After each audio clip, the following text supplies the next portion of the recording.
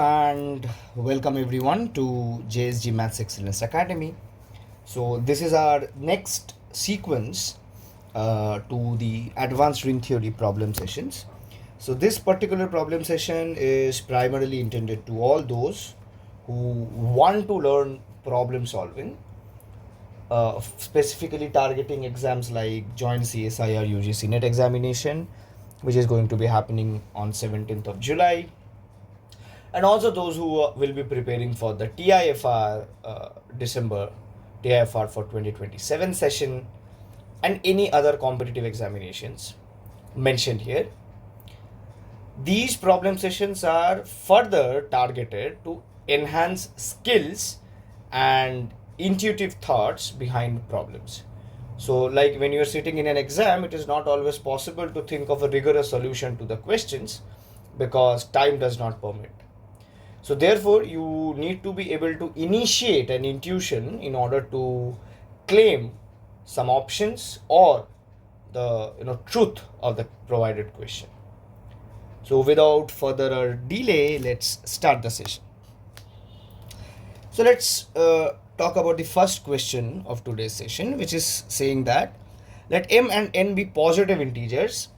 Then the greatest common divisor, the GCD, of the polynomials x to the power m minus 1 and x to the power n minus 1 in the ring of polynomials over C equals x to the power minimum of mn minus 1, x minus 1, x to the power GCD of mn minus 1, and none of the three options. Okay. So now obviously this is something which I would really like to emphasize upon. There is a pretty good probability that the student will be correcting the option A. It's sort of a reflexive nature in some sense, but that is quite not the true statement, to be very precise. And the formal correctness of the question typically lies if you have some idea about what happens over algebraically closed fields. For example, we are working in C here. So let us give us a very generic solution to this particular question. Okay. So let D be the GCD of m and n. Okay. So we suppose that D is the GCD of m and n. Now over just a second. Yeah. So over an algebraically closed field, so every polynomial will necessarily have all its roots over an algebraically closed field C. The roots of a polynomial x to the power k minus 1.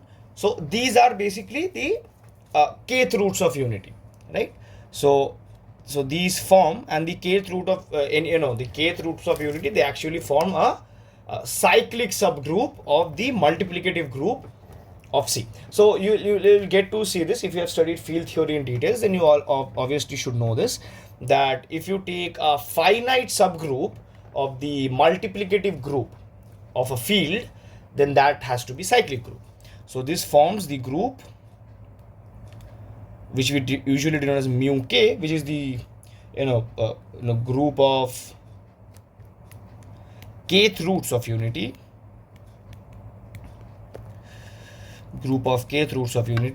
which is a subgroup of C star, or the group of units of C. And what should be its order? Of order k, which is generated by the primitive kth root of unity. Okay. Now x to the power k minus 1, this is a separable polynomial. Because if you take this as a function and find its derivative, then you'll see that the GCD of this function and its derivative will come out to be 1. And it sort of checks that the polynomial is separable. What does that mean? That over an algebraic closure, so on a general note, if you're given a polynomial, it's separable means that over an algebraic closure of the field you're working in, the roots are distinct. Okay, so we're working in C, so every root of x to the power k minus 1 will come out to be distinct. So what does that mean? So this means that it will, so therefore x to the power k minus 1 splits into distinct linear factors. So it splits into distinct linear factors. Now, as we know that Cx is a principal ideal domain. So now Cx is a principal ideal domain. Okay, and so what happens in a principal ideal domain, to be very precise, as the name suggests itself, that every ideal is a principal ideal, to be very precise. Okay, now the roots of the greatest common divisors of two polynomials with distinct roots are precisely the intersection of their root set. So you can actually try and prove this. So what happens is the roots of the GCD of two polynomials which have distinct roots with distinct roots. So this is a very easy exercise, is precisely the intersection of the root sets. Okay, so the heart of this exercise, you can take this in exercise. The heart of the exercise is basically you take two polynomials, you write them as distinct roots, and then just extract out the common factors. Okay, so if you try to find the GCD, you just need to extract out the largest possible linear factors, take their product, you'll get hold of the GCD, and you'll see that whatever you are getting in hand, that will be exactly the intersection of the of the root sets of both the polynomials. Okay, so therefore, so this implies that the set rather is intersection of two cyclic groups, each, so one of order m and one of order n, according to the question, right? So you have a polynomial of order m, you have a polynomial of order n, you are getting the roots of unity of order m and n respectively. By whatever we did here, the the intersection of the roots will come out to be intersection of the cyclic groups. So intersection of the cyclic groups of order m and n respectively. Okay, fine. Now we know that so what can we say about this intersection? Okay, so the intersection of these two cyclic groups will precisely be, so this is very basic group theory, so which is the cyclic group generated by the GCD of m and n. And so if this set is exactly the cyclic group generated by GCD of m and n, and this set is exactly the set of roots of the GCD of the two polynomials x to the power m minus 1 and x to the power n minus 1, which implies that the corresponding polynomial which admits this very set as its as its set of roots has to be x to the power GCD of m and n minus 1. So option C is the correct answer. So most of the questions we'll be dealing with in a very rigorous details, but there are also some questions which actually do not require much of the rigor, and you will be able to crack it on your own if you just sit with a pen and paper. So our main goal is to target all those questions with extreme rigor which actually require that. And the questions which are not that difficult to be observed, so we'll just give hints and move on. Okay, so consider this polynomial, the polynomial 1 plus x squared over 2 factorial, so on and so forth till x to the power 101 over 101 factorial is irreducible over qx.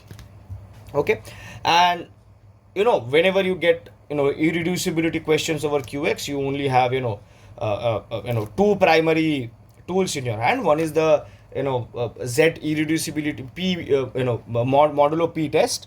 So you check irreducibility over zp for some prime p, but that is not that good because there exist polynomials which are irreducible over every reducible over every zp, but it's still irreducible over q. So that's not that great a test, but what primarily works is the Eisenstein's criteria. So I hope you remember the Eisenstein's criteria. What does it say? It says that if you take a polynomial of the form a0 plus a1x, so on and so forth, till an x to the power n, and this is a polynomial over a ring R, where R is a UFD. So it primarily works over a UFD.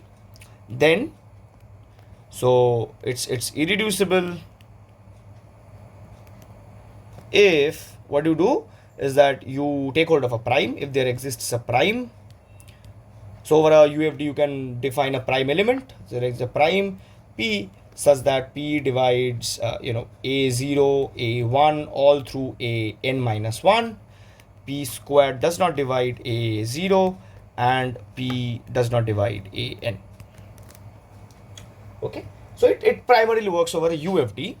We precisely make the most use of it over ZX and QX, right? Polynomials taken from ZX, and we check the irreducibility over a fraction field. So typically what happens is that you take it over a UFD. ZX is a UFD, as we all know. So you take it over a UFD, and the irreducibility carries over to the fraction field once the polynomial comes out to be monic.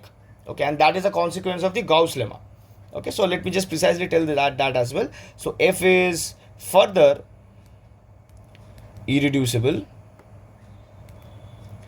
over the fraction field of R if f is monic. And so this is a consequence of the Gauss lemma. So you can just revise Gauss lemma once. It's a very important theorem, both from the perspective of exams as well as the interviews. The PhD interviews you primarily sit for. I can also give you an example for example, suppose you take f of x equal to, let's say, 2x plus 2. Right? Now observe that if is f irreducible. So you can write f as 2 times x plus 1. And if you primarily consider this over z, then 2 is a non-unit over z. I mean, as a polynomial over zx. That's precisely what I want to say. X plus 1 is a non-unit over zx. So this is in fact irreducible. Sorry, this is reducible. So this comes out to be reducible. Okay, clear? While f is irreducible over q, right? Because 2 is a unit there. So I am slightly altering this statement.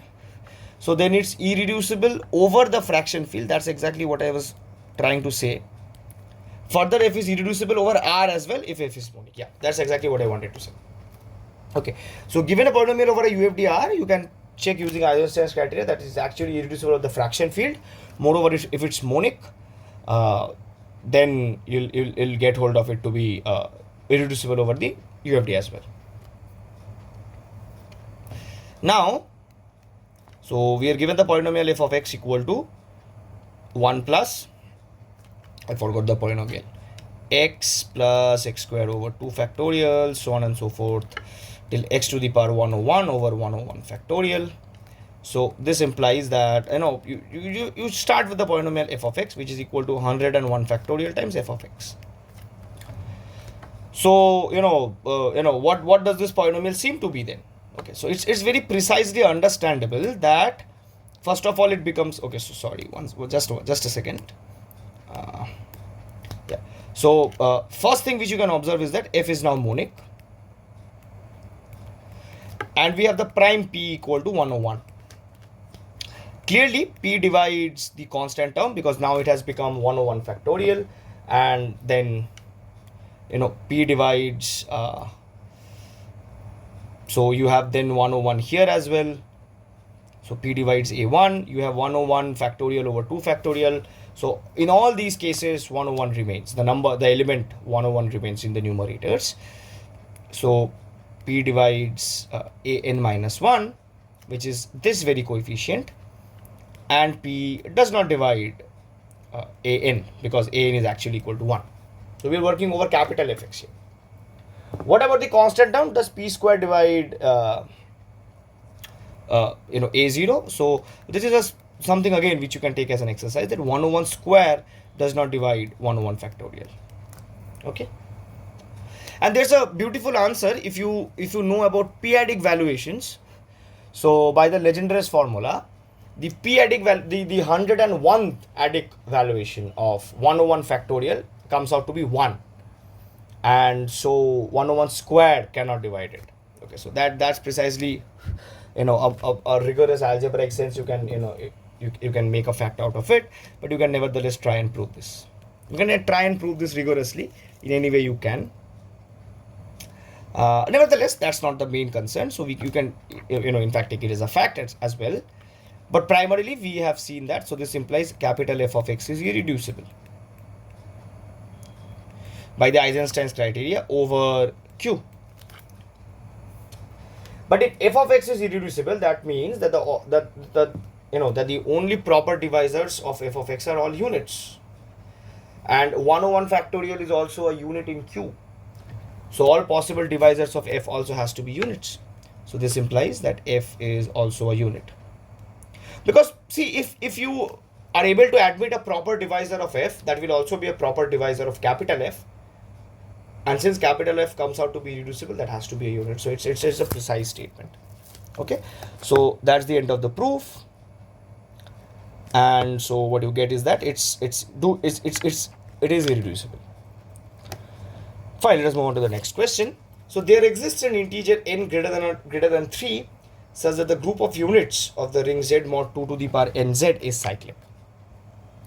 The answer to this question, it is typically from a fact again, primarily in group theory, which says that, if you take un to denote the unit group of Z mod 2 to the power nz, then this precisely comes from what you call the fundamental structure theorem of abelian groups, because since you're working in a ring, the additive structure is actually cyclic. So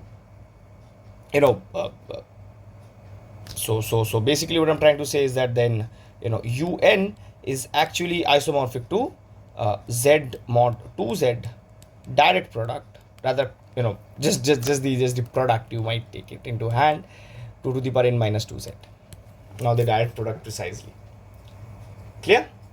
So this is actually generated by the residue class of -1. Okay. And you can check that this is actually produced by the residue class of 5. Now see, what is given to you is that n is greater than 3. So that means 2 to the power n minus 2 is actually greater than or equal to 4. So therefore it's a direct product of two non-trivial cyclic groups, right? So it's a direct product of two non-trivial cyclic groups, Z mod 2Z and Z mod 2 to the power n minus 2Z, where 2 to the power n minus 2 is actually greater than or equal to 4. And both of these groups are typically of the form, so Zm cross Zn, and we know that this is cyclic.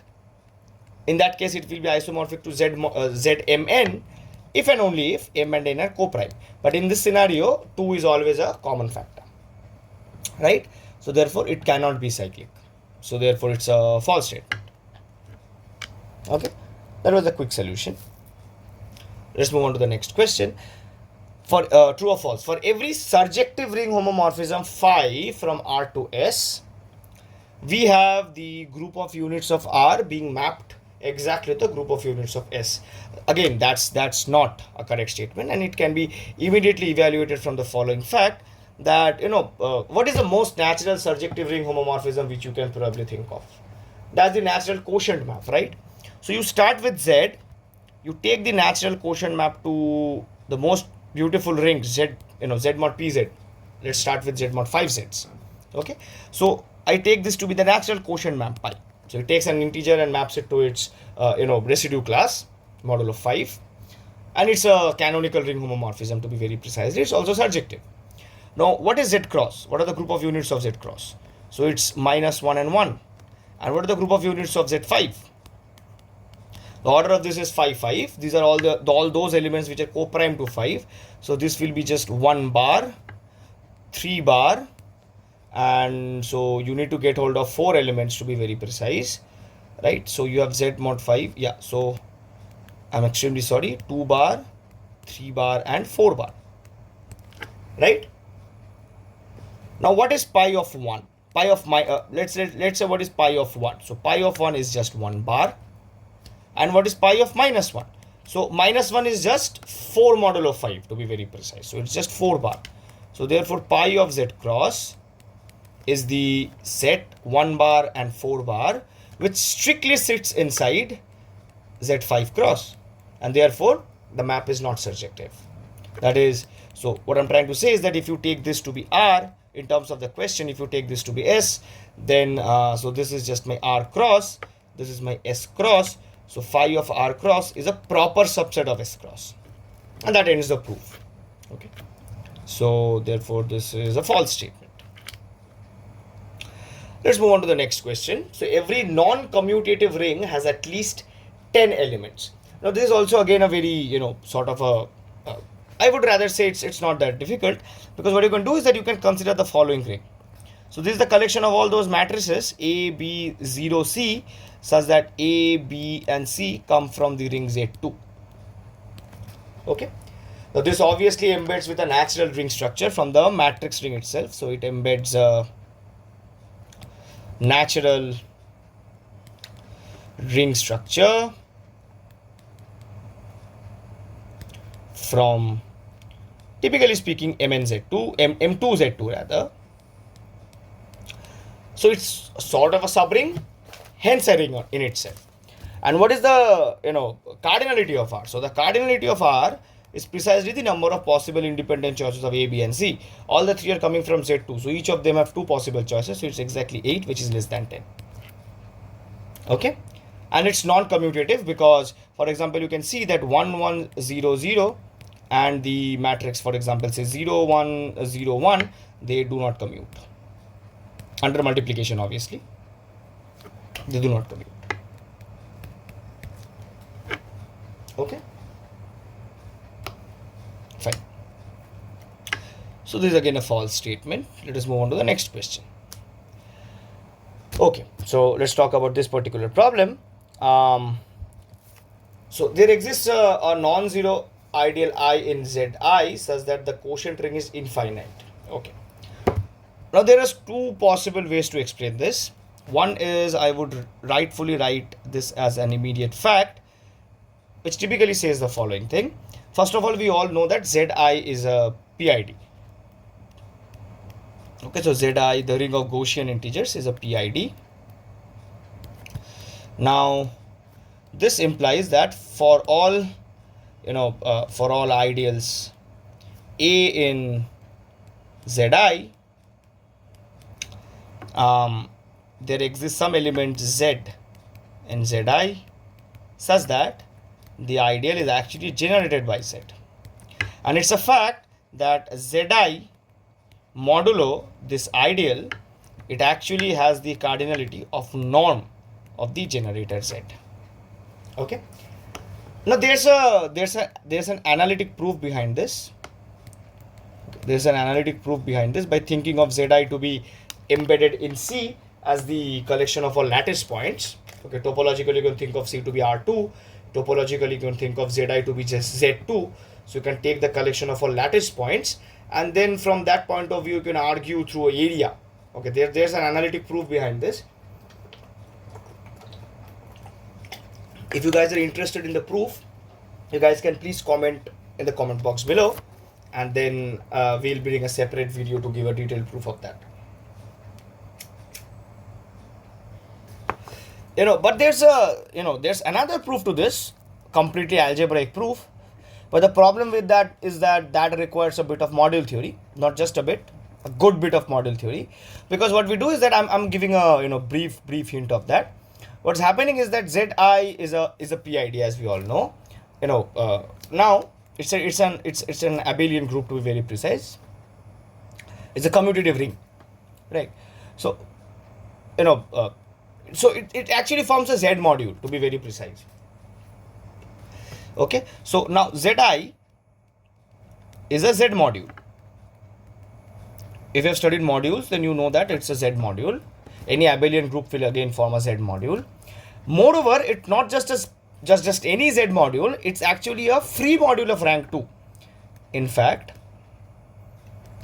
a free module of rank 2. So you have a minimal generating set in some sense, which is 1 and I. Okay, so you have the generating set 1 and I over Z. And if you consider the ideal A, which is being generated by Z, so it's a full rank sublattice generated by So it also has a rank 2 basically, because it's generated by Z and IZ. Okay. And then there comes the brilliant idea that if you have a Z module R, you mod it by an ideal A, and A is generated by something or the else. So the cardinality of this is precisely the index of the sublattice A in R. Okay, and this index is the determinant of the Z linear transformation, which is given by you take an element X and you map it to ZX. Okay, the determinant of this particular matrix is actually will eventually come out to be the norm of the generator Z. This is a beautiful thing you can take from module theory, but if you do not know module theory, then this might seem to be very abstract to you at this point. But again, I'm saying that there is a very good analytic proof which does not require any further algebraic structures. And if you know very little bit of algebra and you have a very good geometric sense in your mind, you will be able to visualize the analytic proof. So if you want to understand the analytic proof, please leave a comment and we'll bring a separate video on it. The ultimate passion should be to learn mathematics and not to crack an exam. Okay, that should be the idea of any student who is pursuing mathematics at this level. JRF will not give you a job, to be very precise. Your mathematics will give you a job ultimately, whatever the job be. JRF will only give you a pathway to go there. And if you do not carry the passion enough to pursue maths, then JRF will typically be of no use. Whatever be it, JRF, or if you eventually crack NBHM or TIFR, whatever be it. So at least I can guess that you will be primarily doing it to get into a PhD. Without a passion for mathematics, you won't be able to do a PhD successfully. Nevertheless, let's not deviate from what we are actually trying to do. So therefore, any non-zero ideal, if you choose, the quotient ring Zi mod I will always be finite. So it can never be infinite. So it's a false statement. The only possible case where it's actually infinite if I is the zero ideal, then we'll get the whole ring Zi. Let's move on to the next question. So there exists an injective ring homomorphism from QXY modulo x square minus y square and the ring QXY modulo xy square. Now I'm giving you a brief hint, like I was saying about an intuition to guess something. Suppose you have two rings R and S, and there is an injective homomorphism. That's in some sense probably think of an embedding like thing, R into S, and R is an integral domain. Then S is an integral domain, then R also has to be an integral domain naturally. Right? So therefore, what are the only possible ways you might be able to contrast this? If you show that the codomain ring actually comes out to be an integral domain and the domain ring is not so. I'm not saying this that if both R and S are integral domain, then there will always be an injective ring homomorphism. But the other way around, if one of the rings if the codomain ring is an integral domain, then if there exists an injective ring homomorphism from some other ring into that has to be an integral domain precisely, right? But something which you can immediately observe from here is the following thing.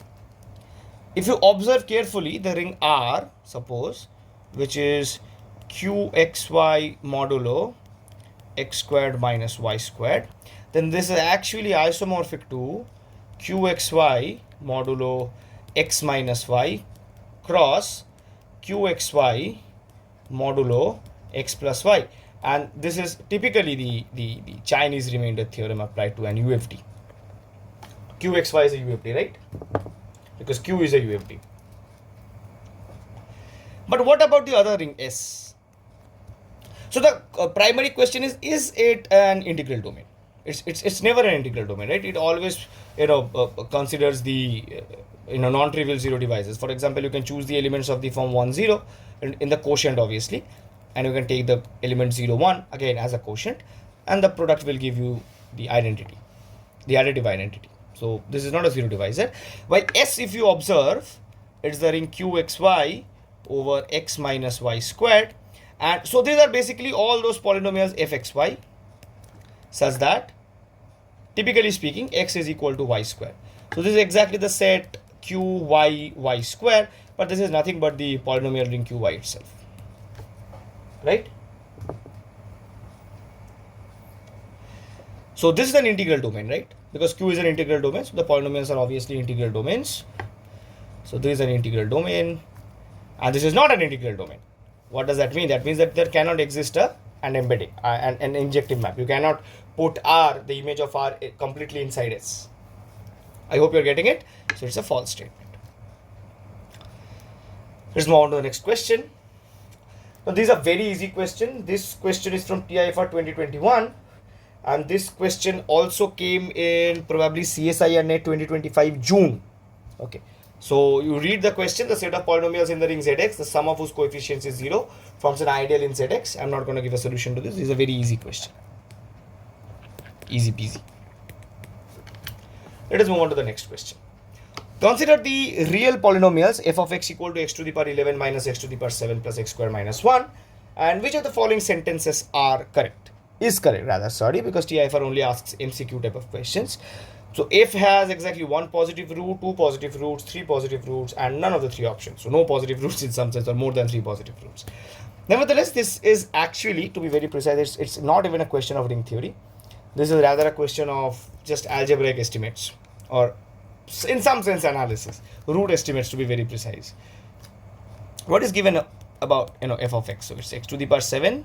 It's x to the power 11 minus x to the power 7 plus x square minus 1. So this is precisely x to the power 7 into x to the power 4 minus 1 plus x square minus 1. So you can take x square minus 1 common outside, you will get x to the power 7 into x square minus 1 plus 1. Now observe that we are only concerned about positive roots. So what we can do is that we can set x in 0 infinity.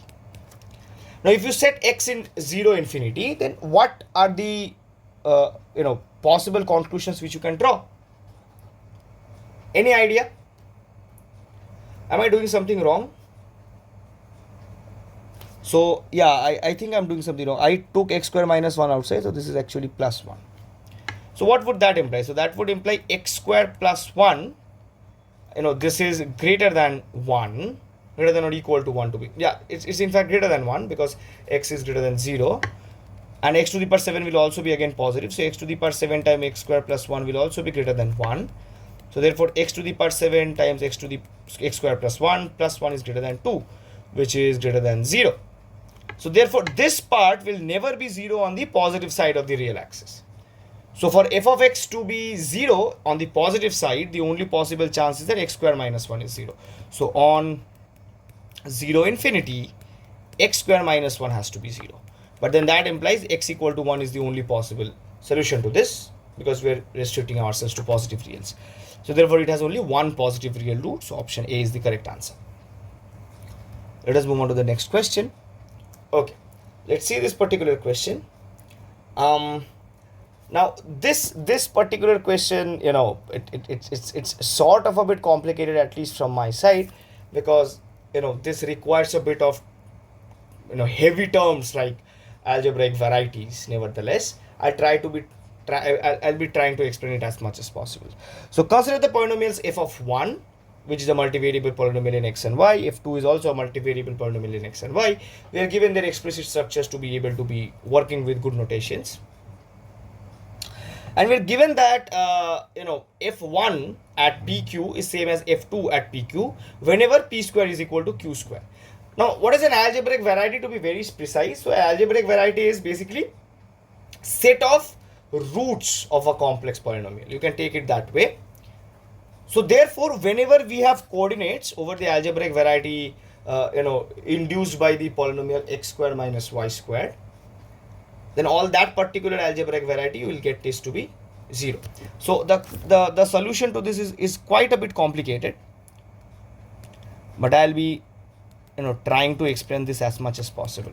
Okay, at least I was possibly coming up with this particular answer itself. If you guys are able to bring out some simpler solution, please refer to that in the comment section. So suppose I choose g of xy to be the polynomial f of xy minus f2 of xy. So this is according to the notation summation over ij, aij minus bij, x to the power I, y to the power j. And by hypothesis, so whenever f1 and f2 are identical, g has to be 0. So gxy vanishes exactly on the set of roots of the polynomial x square minus y, which is basically, that is on the variety, that is on the algebraic variety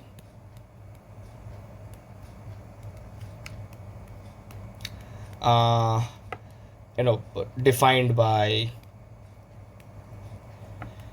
x square minus y square equal to 0. If you ever get a chance to study algebraic geometry, then this will be the exact structure you are working with. The algebraic varieties actually induce good topologies on the on the complex field or on the root spaces, so on and so forth. These are pretty good things to work with. Now x square minus 1 is equal to 0. What does that typically mean? So now this implies that x minus y into x plus y is equal to 0. And both of these are distinct irreducible polynomials over the UFD Rxy. Okay, both x minus y and x plus y are distinct irreducible polynomials over Rxy. So this implies that gxy, it has to be in the ideal generated by x square minus y square.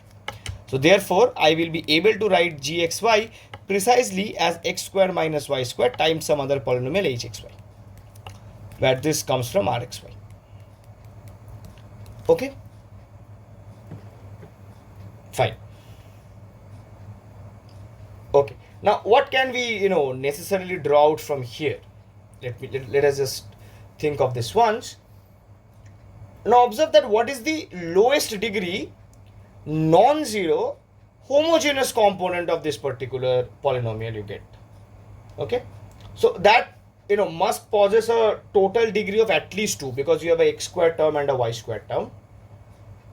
So therefore all coefficients of gxy of degree 0 and 1 must precisely be 0 itself. So this implies, so rather I should be actually writing this down. Now the lowest degree non-zero homogeneous component of x squared minus y squared times hxy, this must possess a total degree of which is at least 2, right? Because you have x square term and a y square term. So therefore any lower degree term in gxy has to be 0. And what are the lower degree terms precisely? So aij minus, so that implies that aij minus bij has to be 0, which is equivalent to saying that aij is equal to bij whenever I plus j is less than 1, rather less than or equal to 1, because you can also take the 1 degree terms, right? So is there an answer to this? So aij is equal to bij if I plus j is less than or equal to 1, but we may not have this for all I plus j equal to 2. Okay, so the most precise option which we are ultimately getting this out to be is B, but for example, suppose you choose g of xy to be exactly, let's say, y square minus x square term. Then the coefficient of x square is minus 1.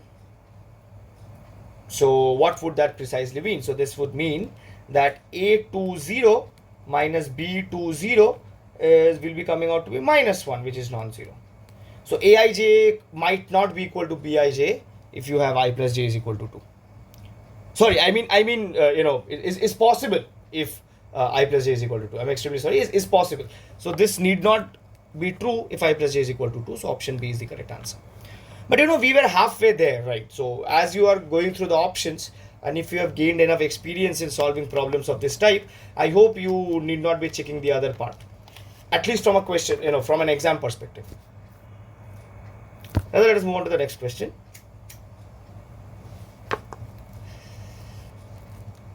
Every subring of a UFD is a UFD. Okay. Now this is a very trivial question. You can take hold of C. C is a UFD. Consider the ring Z root 5, Z root minus 5. This is a subring of C, and it is not UFD.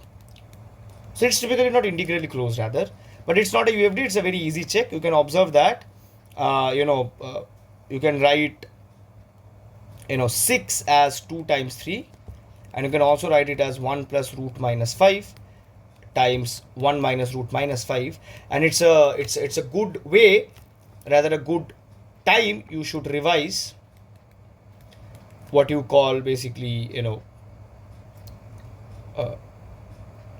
when, so rather the concept of associates in UFDs,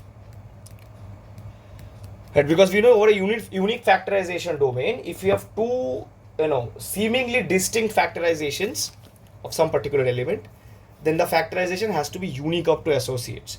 So in this particular factorization, if at all they were to be the same, they have to be same up to associates. So 2 must be an associate of 1 plus root minus 5 or 1 minus root minus 5, and 3 must be an associate of 1 plus root minus 5 or 1 minus root minus 5. By associates, so A and B are said to be associates if and only if there exists a unit U such that A is equal to U times B. Okay, so to show that 2 is an associate of one of these factors or 3 is an associate of one of these factors, you need to show that 2 is a unit multiple of one of them or 3 is a unit multiple of one of them. So what we actually need to do, so I'm giving this an exercise, what you actually need to do is that you need to first find out what are the units in Z root minus 5 and show that any unit multiple of 1 plus root minus 5 or 1 minus root minus 5 will not be 2 or 3. And we are able to do that because each of these elements are clearly irreducible elements of a Z root minus 5. I'm giving you a hint here. The units in Z root minus 5 are actually exactly plus or minus 1. So you can prove this. And I hope now you've got this. Let us move on to the next question. So there exists an integral domain R and a surjective homomorphism R to R, which is not injective. Yeah, so it's a very generic sort of a question. What you can do is that you can choose R to be say FP, and you can take polynomials over FP in infinitely many variables. Okay, so this is clearly an integral domain because FP is an integral domain. And what you can do is that you can define the map phi from R to R by you set x1 to be 0, and what you do for all the other variables is that you just shift it to the left by 1. Okay, so for example, if a polynomial in 3 variables, for example, you have a polynomial say x1 squared plus x2 squared plus x3 squared, then phi of this, so you will be sending x1 to 0, you will be sending x2 to x1 and x3 to x2. That's exactly what we're typically trying to do. Okay. Now this map is clearly surjective. Okay. So this map is surjective. Okay, a very easy proof that it's indeed surjective. What more can you say?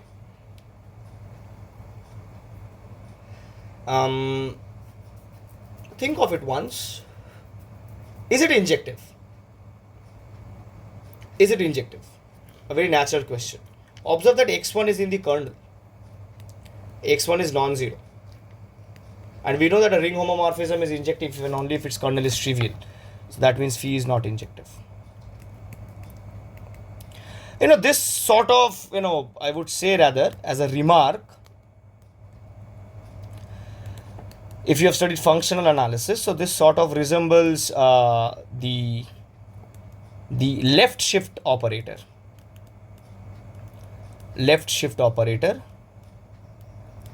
on the sequence spaces.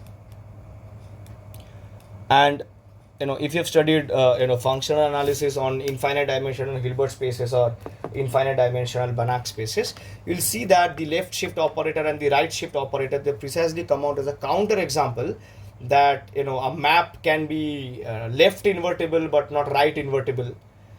And then also, because you can take the left shift operator and you can take the right shift operator, you'll see that I don't exactly, I'm not getting into the rigorous details of it, and I also don't remember exactly, but it's a very easy thing to do by hand. That probably LR will no, I guess R composed with L will come out to be identity, but L composed with R will not. So R as a left identity, R as a left inverse, but R do not have a right inverse. I mean, the exact right inverse and left inverses do not match, even if R has so. Okay. Also, these operators are very important in order to prove that. For example, you know that if you take hold of a polynomial, a linear operator over C, then that linear operator will always have an eigenvalue, because the operator will be equivalent to a matrix. The matrix, the characteristic polynomial over the matrix will be a polynomial over C. C is algebraically closed, so you'll always have roots. The roots will give you the eigenvalues, and correspondingly you'll get eigenvectors. But existence of eigenvalues is not guaranteed over infinite dimensional spaces. So there the spectrum generalizes to something different, and the set of eigenvalues generalizes something we call eigenspectrum. It comes out to be a proper subset of the generalized spectrum. Nevertheless, we are getting deviated from the domain. Let's move on to the next question. The set f of x in Rx such that f takes every integer to integer is uncountable. Now this question actually precisely is based on the following fact. Any real polynomial f of degree m that maps integers to integers must have a rational coefficient. So it must be polynomials over QX. And the way to prove this is that actually what you can do is that you can actually evaluate it at the points 0 to m. So evaluate f 0 to m. I mean at x equal to 0, 1 through m. Okay. So therefore, the provided collection, the set here, has to be a subset of QX. And we know that this is countable. Okay. A polynomial ring over a countable field will always be countable, a pretty analytic statement, and any subset of that, it will obviously have to be countable. So this means that this set is also countable. So it cannot be uncountable. Fine, let's move on to the next question. Okay, so I guess we have done a lot of questions in this particular session. It's already a 50 minutes long lecture. So I'm currently giving this as a homework. You can try this on your own. Nevertheless, we'll start with this problem in the next session. Please stay tuned.